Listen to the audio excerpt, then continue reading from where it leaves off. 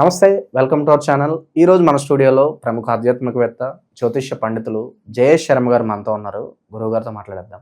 నమస్కారం గురుగారు. నమస్కారం. శ్రీ విశ్వావసు నామ సంవత్సరంలో మేషరాశి వారికి ఈ కొత్త సంవత్సరం అంతా కూడా ఆర్థికంగా, ఆరోగ్యంగా అన్ని విధాలుగా ఎలా ఉండబోతుంది గురుగారు ఈ రాశి వారికి? శ్రీ గురుభ్యో నమః. శ్రీ మహాగణాధిపతయ నమః. సరస్వత్యై నమః. ఓం శ్రీమాత్రే నమః. కామాక్షీదేవ్యై నమః. విశ్వసునామ సంవత్సర శుభాకాంక్షలు తెలుపుతూ ద్వాదశ రాశి ఫలితాల్లో మొదటిగా మేషరాశి ఫలితాలు చెప్పుకుందాం. ఈ యొక్క మేషరాశికి అశ్విని నక్షత్రం మనకు 4 పాదాలు, అట్లానే ఈ యొక్క మనకు భరణి నక్షత్రం 4 పాదాలు, కృత్తికా నక్షత్రం కూడా పాదం మేషరాశికి. వీళ్ళ ఆదాయ వ్యయాలు చూసినట్టయితే ఆదాయం 2, 14 వ్యయం, రాజ్యపూజ్యం 5, అవమానం 7. ఈ రకమైనటువంటి స్థితిని చూసినట్టయితే ఆదాయం 2గా ఉంది, 14 వ్యయం. అంటే అత్యధికమైనటువంటి ఖర్చులు పెడతారు. గొప్పలకు పెడతారా, లేదా వాళ్ళకు ఉన్నదని పెడతారా, లేదా వాళ్ళు సంపాదిస్తున్నాం కదా అని ఇంకా ఖర్చు ఎక్కువ పెట్టుకుంటారా అనేది వాళ్ళకే వదిలేయాలి. ఎందుకంటే ఏలినాటి శని ప్రభావం కూడా ఉంది వీళ్ళకి. అత్యధిక రుణం చేసినా కష్టమే, డబ్బు ఎక్కువ ఖర్చు పెట్టినా మళ్ళీ దాన్ని సాధించడం అంత కష్టమే. అతి కష్టంగా ఉంటుంది వీళ్ళ పరిస్థితి. అందులోనూ కూడా ఆదాయ వ్యయాలు చాలా జాగ్రత్తగా ఖర్చు చేసుకోవాల్సినటువంటి విషయం వీళ్ళది. ఆదాయం ఎప్పుడైతే 2 వస్తుందో, ఇంతగా ఆదాయం లేనప్పుడు ఖర్చు అంతా పెట్టుకోవడం మంచిగా, దుబారా ఖర్చు ఎక్కువగా పెట్టుకోవడం, పనికిరాని వస్తువులు కొనటం, వాడుకునేది ఉండదు, దాన్ని ఏం చేయరు, అలానే వదిలేస్తారు.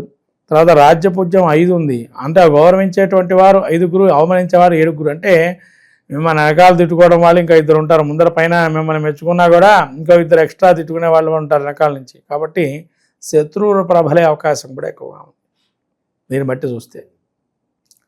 ఇక వీళ్ళకి గ్రహస్థితి చూసినట్టయితే మేషరాశి యొక్క గ్రహస్థితి ఉగాదికి శని, శుక్ర, బుధులు, రవి వీళ్ళందరూ కూడా 12లో ఉండడం. తర్వాత వీళ్ళకి రాహుకేతువులు జూన్లో ఏకాదశం, తర్వాత కేతు వచ్చి పంచమంలో ఉండటం. అట్లా గురువు కూడా వీళ్ళకి ద్వితీయ నుంచి తృతీయ, చతుర్థ స్థానాలు వెళ్ళటం. కుజుడు కూడా వీళ్ళకి ప్రత్యేకంగా మనకు ఏప్రిల్ నుంచి కూడా కుజుడు వీళ్ళకి అర్ధాష్టమ కుజుడు ప్రారంభం అవటం జరుగుతుంది. కాబట్టి ఇటువంటి పరిస్థితి చూస్తే ఒక సమస్యకి బీజం పడే అవకాశం కూడా ఉంది ఏప్రిల్లో. ఉగాదిలో చెప్పుకునేదాని ఫలితాల కన్నా అది అర్ధాష్టమ కుజుడు కాబట్టి ముఖ్యంగా రోగానికి సంబంధించినటువంటి ఎక్కువగా ఉంటాయి. అనారోగ్య సమస్యలు వచ్చే అవకాశం ఉందా? అనారోగ్య సమస్య అంటే వీళ్ళకి నరాలు కావచ్చు, బీపీకి సంబంధించి కావచ్చు, లేతే రక్తానికి సంబంధితమైనటువంటి ఏదన్నా ఆర్గన్స్కి సంబంధించి ప్రాబ్లమ్స్ రావడానికి కానీ, లేకపోతే ఎక్కడైనా హై లెవెల్లో ఉండేటువంటి వారు ఒక్కసారిగా అధికారం నుంచి కింద పడిపోవటం, లేదా అరెస్ట్ లాంటి జరగటం, లేకపోతే వీళ్ళకి ఒక టైప్ ఆఫ్ స్తబ్దత ఏర్పడటం, బుద్ధి భ్రమించడం, కంఫర్ట్ జోన్ నుంచి ఒక్కసారిగా ఏదో మనం కుప్పతొట్లో పడినట్టుగా ఉండటం, ఈ రకమైనటువంటి స్థితి వీళ్ళకి కలిగే అవకాశం ఉంది ఏప్రిల్ తర్వాత నుంచి కూడా. కాబట్టి వీళ్ళకి గురుడు కూడా అనుకూలంగా లేడు. జూన్ వరకే, మే వరకే అనుకూలం. ఏదైనా దీర్ఘకాలిక సమస్యలు ఉంటే కనుక దాన్ని ఇప్పుడే పరిష్కరించి చూసుకోవాలి, రోడ్ మ్యాప్ పెట్టేసుకోవాలి ఇక్కడే. అంటే వీళ్ళకి 2 నెలలే గ్యాప్ ఉంది. ఈ 2 నెలల్లో ఏదైనా చేయాలి. కుజుడు ఈవెన్ వీళ్ళకి తృతీయ నుంచి చతుర్థానికి వెళ్ళేటప్పుడు కన్నా చేసుకోవాలి. అంటే వీళ్ళకి కరెక్ట్గా జూన్ వరకు ఒక నిర్ణయం తీసుకోవాలి. కరెక్ట్గా ఏం చేద్దాం నెక్స్ట్ అనేది కూడా, ఎలా వెళ్ళాలనేది కూడా ఇప్పుడే చర్చించుకోవాలి. ఎప్పటికో చేద్దాం అనేది అయితే కాదు. ఎందుకంటే తర్వాత కాలం వీళ్ళకి పెద్దగా అనుకూలం కూడా లేదు. ఇలాంటి శని ప్రభావం కావచ్చు.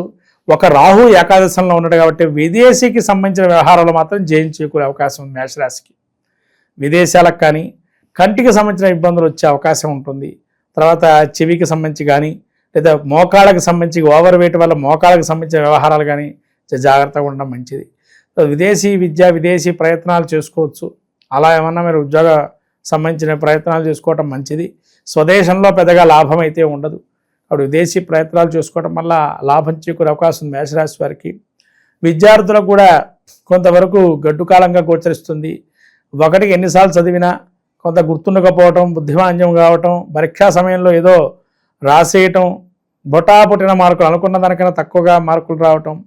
తర్వాత కేతు కూడా చతుర్థమంది ఉండటం వల్ల కొంతవరకు వాహన ప్రమాదాలు, ఆకస్మికమైనటువంటి ప్రయాణాలు చేసే అవకాశం ఉంటుంది.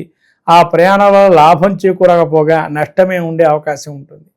ఇటువంటివన్నీ కూడా ఈ యొక్క మేషరాశికి అవరోధాలుగా ఉన్నాయి. విద్యార్థులకు, వ్యాపార విద్యార్థులకి కొద్ది గడ్డు కాలమే. ఎందుకంటే చదువుకున్నంత కూడా మర్చిపోవటం, ఎంత చదువుకున్నా అక్కడ వెళ్ళిన తర్వాత బొటాబొటి మార్కులు, అంటే పాస్ అయ్యామా అనే స్థితిలోకి వచ్చేస్తారు. ఇంకా చదువుకున్న హై క్యాండిడేట్గా వాళ్ళ గ్రహచారం, వాళ్ళ యొక్క గ్రహస్థితి ఏమన్నా జాతకంలో యోగదాయకమైన దశలు నడుస్తుంటే కనుక ఇది కొద్దిగా తక్కువగా ఇబ్బందికరంగా ఉండదు. కాబట్టి వాళ్ళ జాతక చక్రంలో కూడా పరిశీలన చేసుకోవడం మంచిది. దీన్ని బట్టి డిప్రెషన్కి లోను కాకుండా ఉండడం కూడా ఒక మంచిది. ఎందుకంటే ఇది సూచనప్రాయంగా చెప్పబడింది. ప్లస్ ఇంకోటి ఏంటంటే గోచార ఫలితాలు మనం 50%, జాతక ఫలితాలు 50%. ఈ రెండు కూడా తీసుకోవాలి. ఎందుకంటే జాతకంలో కూడా మన యోగదాయకమైన పీరియడ్లు ఉంటే ఈ అవయోగాలు తప్పించుకునే అవకాశం కూడా ఉంటుంది. రాజయోగకారకులు కానీ అక్కడ ఏమన్నా యోగాలు సంయోగాలు సంబంధించిన వ్యవహారాలు గ్రహాలు అనుకూలంగా ఉంటే ఇది కొద్దిగా మనం శ్రద్ధగా మనం ఇంకా ఏం చేస్తే బాగుంటుందని ఆలోచన చేసుకోవచ్చు, తద్వారా ముందుకు వెళ్ళడానికి. ఇక నిరుద్యోగుల పరిస్థితి ఏంటంటారు గురువుగారు ఈ సంవత్సరం? ఉద్యోగాలు కొద్దిగా కష్టపడితే కానీ రావు, కాబట్టి బాగా కష్టపడాలి. అయితే ఒకటేంటంటే విదేశీకి సంబంధించిన వ్యవహారాలు, స్టార్టప్ కంపెనీ లాంటివి ఇక్కడ ఏమన్నా చేస్తే దానిలో ఏమన్నా చిత్తాచితగా ఉద్యోగాలు వచ్చే అవకాశం ఉంటుంది మేషరాశికి, అవి చేసుకోవచ్చు. ఇక ఆకస్మిక ధనలాభం కానీ ఇలాంటివి ఏమన్నా సూచిస్తుంది వీళ్ళకి? ధనలాభాలు అయితే ఉండవు, ఎందుకంటే గురువు అనుకూలంగా లేడు. అందులోనూ అర్ధాష్టమ గురువు ఒక్కసారిగా వచ్చే అవకాశం ఉంటే కూడా అక్టోబర్ మాసం నుంచి డిసెంబర్ లోపే రావాలి ధనలాభాలు ఏమన్నా వచ్చే, ఉద్యోగం రావాలన్నా ఆ టైంలోనే వీళ్ళకి ఏదో అప్పుడప్పుడు ఉండి ఒక్కసారిగా ఏమంటారు, ఒక సామెత కూడా ఉంది, చైన్లో మనం వెళ్తున్నప్పుడు ఒక్కసారిగా బంగారం రావటం అట్లాంటివి సడన్గా ఒక టైంలో ఆ సడన్గా వస్తాయి స్కోప్, అంతే తప్ప విరివిగా రావు. అటువంటిది అక్టోబర్ నెలలో ఏమన్నా వీళ్ళకి అవకాశం ఉంటే ఆ టైంలో రావాలి. ఇక భూమికి సంబంధించిన వ్యవహారాలు ఎలా ఉండబోతున్నాయి? భూమికి సంబంధించిన వాటిలలో సమస్య పరిష్కారం అయితే జరగాల. ఆ పరిష్కారం నిమిత్తం వీళ్ళు ఉంటారు, కానీ అంతగా పరిష్కారం కాకుండానే ఉంటుంది, ఇంకా అలానే ఉండి నడుస్తూ ఉంటుంది. ఇక చివరగా శుభకార్యాల పరిస్థితి ఏంటంటారు గురుగారు ఈ సంవత్సరం? శుభకార్యాలు కూడా వీళ్ళకి అనుకూలంగా ఉండాలి అంటే పెద్దగా సమస్యతో పరిష్కారం రావడం కష్టమే. అయినా కూడా వీళ్ళకి కొత్త సమస్యలు వచ్చే అవకాశం కూడా ఉంది. ఎందుకంటే వీళ్ళని పొగిడే వాళ్ళకన్నా తిట్టేవాళ్ళు 7 ఉన్నారు ఇక్కడ, అవమానించేటువంటి వారు. కొత్తగా శత్రువులు ఏర్పడే అవకాశం అయితే ఉంది, అది మాత్రం ఖాయంగా చెప్పొచ్చు. సో అనారోగ్య సమస్యలు కనబడుతున్నాయి, శత్రువుల నుంచి ఇబ్బంది కనిపిస్తుంది, మరి వీటిని తప్పించుకోవడానికి మంచి పరిష్కార మార్గాలు ఉంటే తెలియజేయండి గురుగారు గారికి. నవగ్రహారాధన, నవగ్రహ ధ్యాన శ్లోకాలు, నవగ్రహ పీడాహార స్తోత్రం, నవగ్రహ ప్రదక్షిణాదులు, నవగ్రహ హోమాలు చేసుకోవటం వల్ల మంచిది. ఇవి కాకుండా ఇంకా ఏమైనా చేసుకోవచ్చు అని అంటే గోదేవతకి నిత్యం కూడా గోదేవత ఆరాధన చేయటం సమంతరంగా చేస్తే మంచిది. తర్వాత వీళ్ళు యొక్క ప్రబలంగా నవగ్రహాల్లో గురువు అనుగ్రహం పొందడానికి ప్రయత్నం చేయండి. గురు అనుగ్రహం ఉండాలి కాబట్టి మేషరాశికి ఈ గురువు యొక్క పాదుకలు, గురు దర్శనం చేసుకోవడం, గురుక్షేత్ర దర్శనం చేయటం, గురు దత్తాత్రేయ స్వామి యొక్క చరిత్ర పారాయణం చేయటం, గురు చరిత్ర కానీ సచ్చరిత్ర కానీ సాయి చరిత్ర కానీ అనేక గురు చరిత్రలు చేసుకోవటం వల్ల మంచి కలుగుతుంది. ఎలాంటి దానాలు చేసుకుంటే బాగుంటుంది అంటారు గురుగారు? నవగ్రహ ధాన్యదానాలని ఇస్తే మంచి. ఇష్టదేవత ఆరాధన ప్రతినిత్యం ప్రతి నెల ఒకరోజు ఇష్టదేవత కానీ కులదేవత ఎవరైతే ఉంటారో దర్శనం చేసుకొని అక్కడ ఏ ఆరాధన చేస్తే బాగుంటుంది దాన్ని చేసుకోవటం వల్ల ఆ పూజ చేసుకోవటం, వ్రతం చేసుకోవటం మంచిది. చాలా బాగా వివరించారు గురుగారు, ధన్యవాదాలు. నమస్కారం.